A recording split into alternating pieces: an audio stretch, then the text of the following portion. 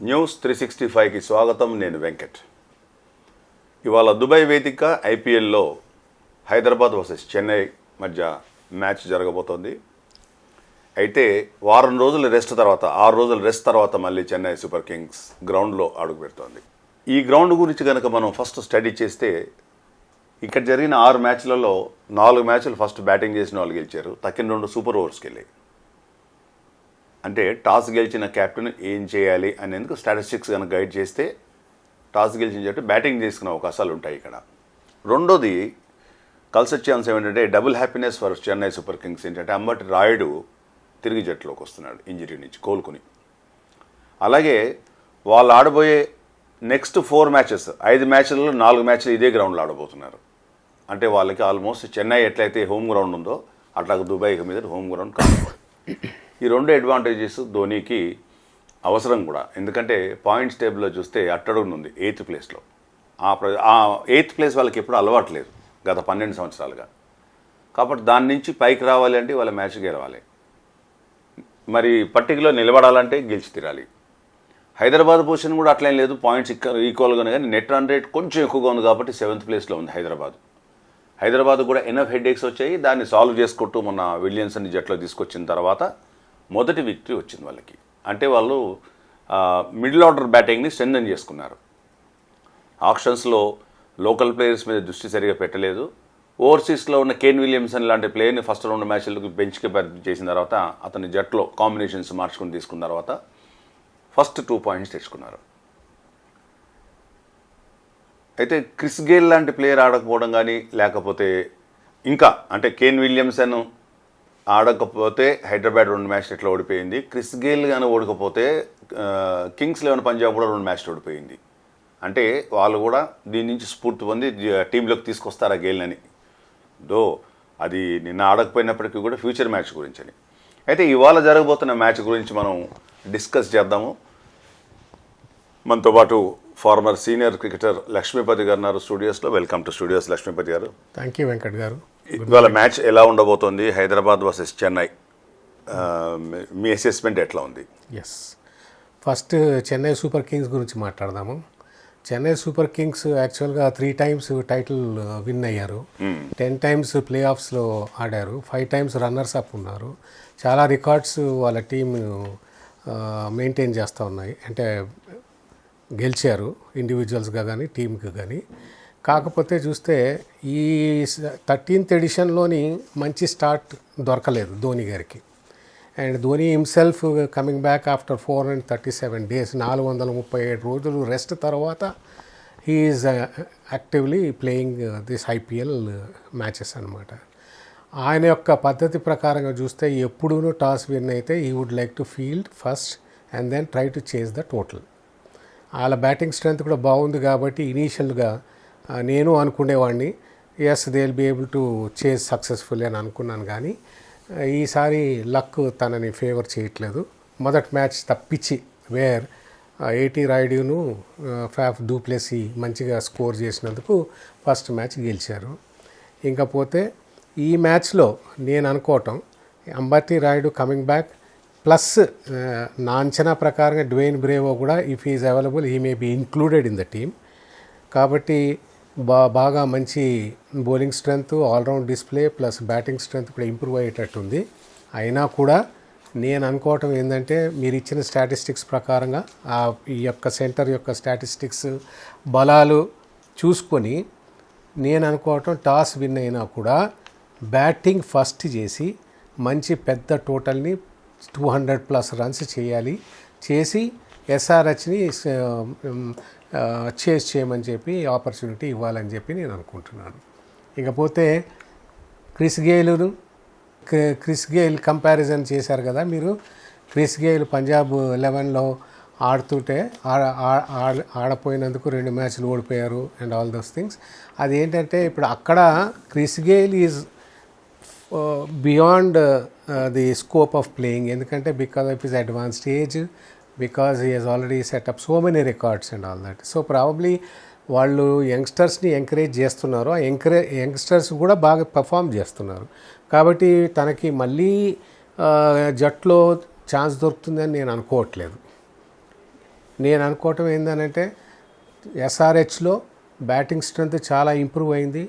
ఎందుకంటే Kane Williamson వచ్చిన తర్వాత ఫర్దర్గా బ్యాటింగ్ స్ట్రెంత్ బాగా ఇంప్రూవ్ అయింది. మంచి బౌలింగ్ స్ట్రెంత్ ఉంది. మిడిల్ ఆర్డర్ స్ట్రెంత్ అని చేసుకున్నారు. ఫీల్డింగ్ కూడా చాలా బాగా చేస్తున్నారు. అండ్ అందరికన్నా ముఖ్యమైన మోస్ట్ ఇంపార్టెంట్ పాయింట్ ఏంటి అని అంటే ఓపెనర్స్ ఎవరు కెప్టెన్ వార్నరు ప్లస్ బేర్స్టో ఇద్దరు మంచి ఫామ్లో ఉన్నారు. ఫామ్లో ఉండటం ఒకటిను, పరుగులు తీయటము ఇంకోటి. పరుగులు తీయటంలో దీస్ 2 పీపుల్ హ్యావ్ ఎక్సెల్డ్ అనమాట. కాబట్టి రన్స్ పుటప్ చేయడానికి, పెద్ద స్కోర్ పుటప్ చేయడానికి ప్లస్ లేకపోతే చేస్ చేయడానికి కూడాను వాళ్ళు వెనకాడరు. సో ఇంట్రెస్టింగ్ ఉంటుంది మ్యాచ్. పెద్ద గ్రౌండు కాబట్టి రిమైన్స్ టు బి సీన్. ఈరోజు 60-40 is the chances of Chennai versus SRH Hyderabad.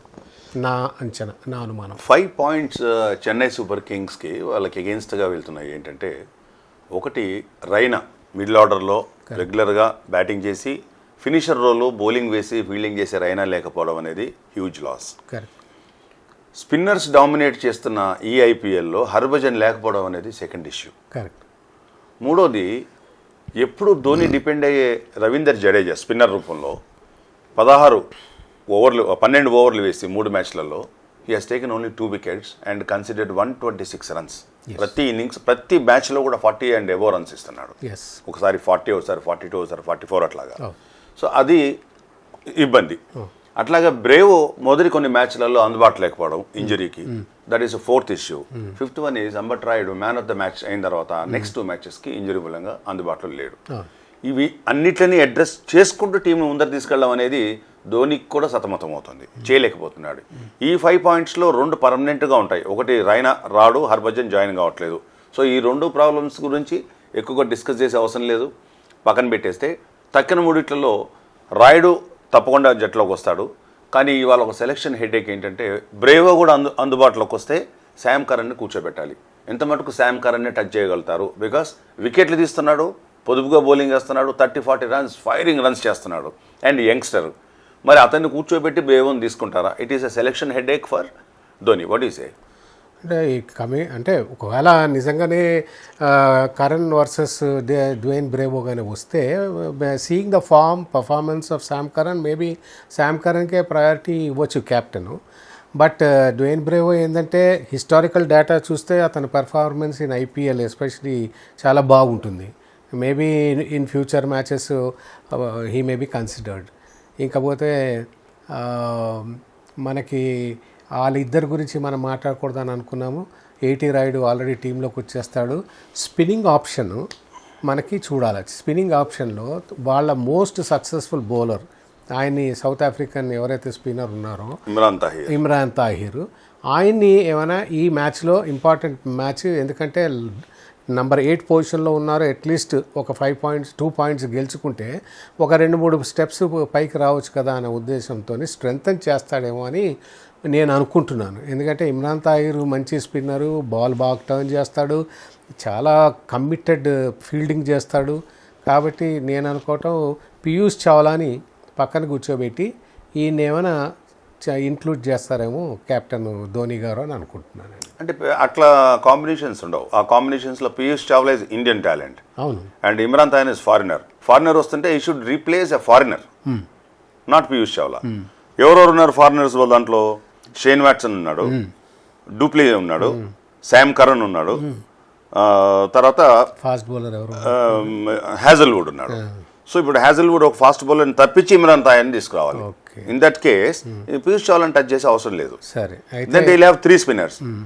3 స్పిన్నర్స్లో ఇమ్రాన్ తాహిర్ని తీసుకొచ్చేటట్టయితే పీయూష్ చావ్లాని పక్కన పెట్టి పీయూష్ చావ్లా ప్లేస్లో ఒక బ్యాట్స్మెన్ తీసుకొచ్చి 80 రాయుడు నడిపిస్తే బ్యాటింగ్ స్ట్రెంగ్త్ అవుతుంది కొంచెం. అది అయిన తర్వాత మురళీ విజయ్ని కూడా తీసేసేయచ్చు జట్లోంచి. తీసేస్తే కూడా రాయుడు ఉండేవచ్చు. మురళీ విజయ్ని తీసేస్తే Ruturaj Gaikwad can open because డొమెస్టిక్గా is an opener.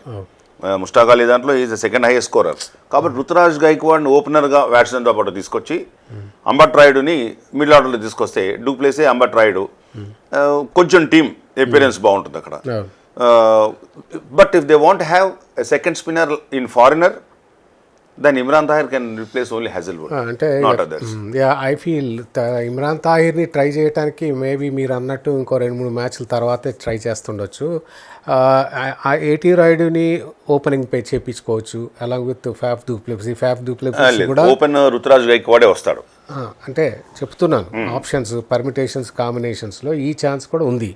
Ambati Rayudu can open along with ఫ్యాఫ్ du Plessis, లేకపోతే వాట్సన్ అలాంగ్ విత్ ఫ్యాఫ్ డూప్లెసీయో లేకపోతే ఏటీ రాయుడు, బికాజ్ ఏటీ Rayudu is already open for India కాబట్టి ప్రాబ్లం ఏం లేదు. ఫ్యాఫ్ డూప్లెసీ కూడా several times is open the innings, ఎందుకంటే మురళీ విజయ్ చాలా ఇండిఫరెంట్ ఫామ్లో ఉన్నాడు. ఇకపోతే ఎంఎస్ ధోని, నేను లాస్ట్ టైం కూడా మనం విశ్లేషణ చేస్తున్నప్పుడు ఐ సజెస్టెడ్ ఆయన ఈ should bat up the order. Number 8 number 7 వచ్చేసి ఆ లాస్ట్ 5-6 బాల్స్లో మ్యాచ్ని గెలిపించేద్దాం అని అనుకుంటే ఇది కుదరదండి. అట్లీస్ట్ ఈ షుడ్ గెట్ 5 ఓవర్స్. అప్పుడు 5 ఓవర్స్లో ఒక 5 బాల్స్ 6 బాల్స్ ఐన్ కావడానికి, సెటిల్ కావడానికి, పిచ్ని స్టడీ చేయడానికి, బౌలర్ని స్టడీ చేయడానికి పడుతుంది. ఎంత పెద్ద బ్యాట్స్మెన్ అయినా కూడాను, ఎంత ఫేమస్ బ్యాట్స్మెన్ అయినా కూడాను. కాబట్టి అట్లీస్ట్ 5 ఓవర్స్ 6 ఓవర్స్ ఉండగా ధోని కానీ రాగలిగితే మ్యాచ్ యొక్క ఏమంటారు ఫైనల్ రిజల్ట్ డెఫినెట్గా వేరే ఉంటుంది. నా పర్సనల్ ఒపీనియన్ ఇది. ఇక్కడ ధోనికి one record is waiting, which is eluding for the last 3 matches. If he takes 2 catches, he'll be completing 100 catches for Chennai Super Kings. That is one record. And similarly, Raidu కూడా ఒక record ఉంది. If he scores 45 runs, then that is 1000 runs for Chennai Super Kings IPL లో. So ఇవాళ match లోపల 2 interesting points, whether Rayudu comes back with form 45 చేయగలిసి 1000 runs చేస్తాడు. ఒక జట్టుకి 1000 runs చేయడం అనేది సంథింగ్. అలాగే ధోని కూడా 2 catches చేసుకుని 100 catches క్లబ్లోకి వస్తారని, దట్ ఈస్ టూ ఇంపార్టెంట్. పోతే మనం ఒక మ్యాచ్లో ఒకటి COVID-19 కొన్ని కండిషన్స్ పెట్టారు ఐపీఎల్కి. పెట్టిన దాంట్లో ఆల్రెడీ ఒక రాబిన్ ఉతప చేశారు దాన్ని. He used saliva. What you say about that one? అయితే అన్మైండ్ఫుల్ అనమాట, టోటల్లీ ఇన్వాల్వ్ అయిపోయి క్యాచ్ మిస్ చేశాడు, చాలా నర్వస్గా ఫీల్ అవుతున్నాడు, బాల్ని షైన్ చేద్దామని చెప్పి సలైవా తీసి రాశాడు. It is not called for, ఎందుకంటే క్లియర్ కట్గా రూల్స్ అండ్ రెగ్యులేషన్స్ స్టిపులేషన్స్ పెట్టారు. ఏదైతే చేయకూడదు అన్నది we have to follow.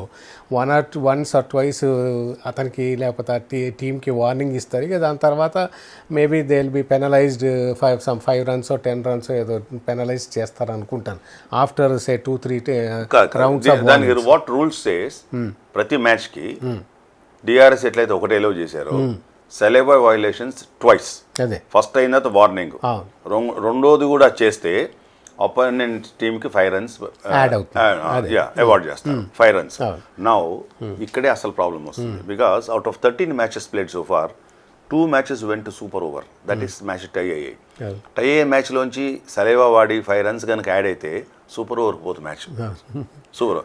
Then you cannot say that somebody like Uthappa catch drop చేశారు కాబట్టి తెలియకుండా రాసేయడం. There are professionals, money being paid for them, and it is a serious violation కోవిడ్లో. రెండోది ఏంటంటే ఎంపైర్స్ హ్యాస్ డూ సంథింగ్, వాళ్ళు ఉమ్ము పెట్టినప్పుడల్లా తీసుకొచ్చి దాన్ని క్లీన్ చేసి టచ్ చేయకూడదు. సో ఇటువంటివి దే షుడ్ బి. లేకపోతే ప్రతి ఓవర్కి ఎంపైర్ చెప్తున్నారు అందరినీ పిలిచి హడల్లో చెప్పినట్టుగా అందరికీ, ప్లీజ్ డోంట్ డూ ఇట్ అని. ఇట్ ఈస్ బికాస్ ఐపీఎల్ జరుగుతుంది అంటే ఇటువంటి కండిషన్స్ పెట్టుకుని సేఫ్ జోన్లో ఆడుతున్నారు. Then when you're doing that way, then బయోబబుల్కి అర్థమే ఉంది ఇంకా లేదు.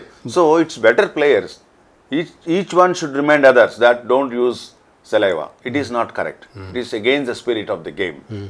ఒకవేళ బై మిస్టేక్ రాబిన్ ఉతప్ప చేసినా కూడా ఇంకొకసారి కనుక ఒకటే మ్యాచ్ 2 సార్లు 2 different ఫీల్డర్స్ చేసినా కూడా, but 5 runs will be awarded to the opponents. That may prove very very costly. 2 సార్లు ఆల్రెడీ సూపర్ ఓవర్ వెళ్ళిన ఉన్నాయి, మనకి హిస్టరీ ఉంది కాబట్టి. Now see these are the teams. మనం చూస్తే హైదరాబాద్లో కూడా they have an issues here. హైదరాబాద్లో కూడా విజయ్ శంకర్ ఒకవేళ ఫిట్ అయితే then he will come back in place of Priyam Garg. Vijay Shankar he can bowl, he can field, and also he can bat. So one bowler short ఉంది హైదరాబాద్కి. If Vijay Shankar is fit, then Garg may be replaced by Vijay Shankar. This is one area where they should actually చేయవలసింది. అంత తప్పించి పెద్దగా వాళ్ళ టీంలో they select దెన్సెస్ because already they made corrective measures of bringing Kane Williams అన్ని team కాంబినేషన్స్లో తీసుకొచ్చేసారు కాబట్టి విలియమ్స్ అన్ని batting now looks complete. Vijay Shankar వచ్చినట్టే దట్ ఎక్స్ట్రా ఫినిషర్ కూడా వచ్చినట్టుగా ఉంటుంది కాబట్టి this is one change what I can see. But still నేనేమనుకుంటున్నా looking at Dubai out of 6-4 batting first గెలిచారు, 2 సూపర్ ఓవర్ వెళ్ళాయి కాబట్టి. అండ్ మనకు స్టార్టింగ్లో ఫస్ట్ మ్యాచ్ నుంచి చూస్తే 3-4 డేస్ టాస్ గెలిచి ఫీల్డింగ్ తీసుకుని చేస్ చేయడం మొదలెట్టారు. చేస్ చేసిన తర్వాత టాస్ గెలిచిన జట్లు కూడా ఓడిపోయాయి చేసి. అంటే వాళ్ళు ఏదైతే overestimated the dew factor or dew factor ఉంటుందని దగ్గర లేకపోవడంతో జరిగింది అక్కడ. They are not able to all 3 గ్రౌండ్స్లో జరుగుతుంది అది. దాని బదులు use the wicket first, put some rounds like Mumbai ఎట్లా చేసింది అట్లాగా, score around 180 to 200, 9 runs to 10 runs per over, then ask your bowlers to take charge. ఇటువంటిది స్ట్రాటజీ ఇవాళ నుంచి మారే అవకాశాలు ఏమైనా కనబడుతున్నాయా మీకు? ఎస్, నేను ఆల్రెడీ ఓపెనింగ్ రిమార్క్స్లో చెప్పాను. నార్మల్గా ధోని స్టైల్ ఆఫ్ క్యాప్టెన్సీ ఏంది అని అంటే టాస్ గెలిస్తే he will always opt to field, he likes to chase all. ఎందుకంటే బ్యాటింగ్ స్ట్రెంత్ మీద చాలా కాన్ఫిడెన్స్ ఉంది. ప్లస్ బౌలర్స్ కూడా స్వింగ్ బౌలింగ్ చేస్తాడు మన దీపక్ చహార్, అండ్ దెన్ ఈ స్పిన్నర్ మన సౌత్ ఆఫ్రికన్ స్పిన్నర్ ఉన్నాడు కదా ఇమ్రాన్ తాహిర్, వీళ్ళిద్దరి మీద చాలా డిపెండ్ అవుతాడు. And supplemented by left arm spin by మన రవీంద్ర జడేజా. కాబట్టే he always opts to field first. కానీ ఇప్పుడు నేను ఇందాక చెప్తుంది అదే నేను అన్నాను, ఏంటంటే ఈసారి seeing the historical data of the pitch there, of the ground and other atmospheric environmental conditions, wind conditions, అవన్నీ చూసి perhaps he may change his style and even if he wins the toss he may bat first and try to put up a big total and try to put pressure on the opposition, because even 80 Raidu is likely to play కాబట్టి batting strength improve అయింది కాబట్టి, and కొంచెం batting ఆర్డర్లో కూడా మార్పులు చేర్పులు చేస్తాడని కూడా అనుకుంటున్నాను. ఈసారి డెఫినెట్గా ధోని కూడా he may promote himself of the batting order so that he can add some quick runs to the team అనమాట. 200+ రన్స్ డెఫినెట్గా కొడితే ఛాన్సెస్ 60-40లో ఉంది చెన్నై వర్సెస్ ఎస్ఆర్హెచ్లో. బట్ హైదరాబాద్ ఆల్సో ఓపెనర్స్ కానీ వన్ డౌన్ కానీ వెరీ స్ట్రాంగ్ లైనప్ ఉంది. ఆల్ ఇంటర్నేషనల్ ఓపెనర్స్, బేర్స్టో కానీ, వార్నర్ కెప్టెన్ కానీ, కేన్ విలియమ్సన్, వాళ్ళు కూడా టాస్ గెలిస్తే why they should hesitate to bat first? They should also bat first only. Yeah, they will with also such a star-studded batsman in the team. Yes. They can also on his day Warner and Bairstow can play all 20 overs. Yes. వాళ్ళు ఇద్దరు ఆడేస్తారు. ఆడే capacity ఉన్న players and one of them may go for a bigger century also. And 200 runs కొట్టే అవకాశాలు వాళ్ళకు కూడా ఉన్నాయి. And they should also win. వాళ్ళు కూడా గెలవాలి. అండ్ డ్యూ ఫ్యాక్టర్ పెట్టుకుని బౌలింగ్ వేద్దాము అనుకుంటే డ్యూ లేకపోతే మటుకు డిసడ్వాంటేజ్ అయిపోతుంది. డ్యూ లేకపోతే కనుక అందుకని డ్యూని స్కీమ్ ఆఫ్ థింగ్స్లో తీసుకొచ్చి డిస్కస్ చేసి డ్యూ ఉంటుంది. We cannot predict that it will be dew in the evening after 7 o'clock అనేది. They should not predict that. Whether dew or not you play your game అనే mind set తోటి వెళ్తేనే better. So both teams ఎవరు toss గెలిస్తే వాళ్ళు batting చేసే అవకాశాలు ఉన్నాయి ఇవాళ. And who is the favourite team to win today? Before I say ఎవరైతే గెలుస్తారో అనేది బిఫోర్ ఫేవరెట్ టీమ్ అంటే నిన్నటిది if you observe Punjab won the toss and they elected to field. ఎందుకు? Both the batsmen, opening batsmen on excellent form. therefore they thought that they may chase the score అని చెప్పి అనుకున్నారు. ఇంకోటి ఏంటంటే కొత్త pitch వేసారట, ఆ pitch బాగా ఆడుతుంది, so there is no problem, we can always chase అని అనుకున్నారు. Dew or no dew, it hardly matters. Only thing is go there, make runs and then try to put the opposition under pressure అని చెప్పి philosophy కానీ follow అయితే maybe they will have better results అని నేను అనుకుంటున్నాను. ఇకపోతే you asked who will be the favourites అని. maybe I am biased a little, but then still CSK may do the magic today because of certain changes and all that which we thought that they may change and may affect అని చెప్పి అనుకున్నాం. Batting order కూడా they may change slightly అని చెప్పి అనుకున్నాము. And man of the match maybe Faf du Plessis అవుతాడేమో అని అనుకుంటున్నాను. ఎందుకంటే స్టడీగా బిల్డ్ చేసుకుంటాడు ఇన్నింగ్స్కి టీమ్కి తను బాగా సపోర్ట్ చేసుకుంటూ he may try to build big score అని నేను అనుకుంటున్నాను అండి. That's what our guest Lakshmipati says, that Chennai Super Kings with small changes can చేయగలిగితే they may win the toss and bat first, put some runs on the board, and most likely they might win అని. He said the magic word. Actually, Chennai Super Kings should be favorites here. A IPL season. Now, unless there is some magic, they cannot win. Ante there is a mighty fall of the reputation of Chennai Super Kings. దాన్ని ధోని వాళ్ళు ఎంత త్వరగా retrieve చేస్తే అంత మంచిది. But one thing is, don't keep due in your mind. Dew is there for all you cricketers and captains in the mind. Dew should be there in the wind. If there is no dew in the wind, it is there in your mind, then you are losing. So mind that dew, take it out from the team permanently, send them back to wherever it goes, but play on your merits. With this is Venkat signing off.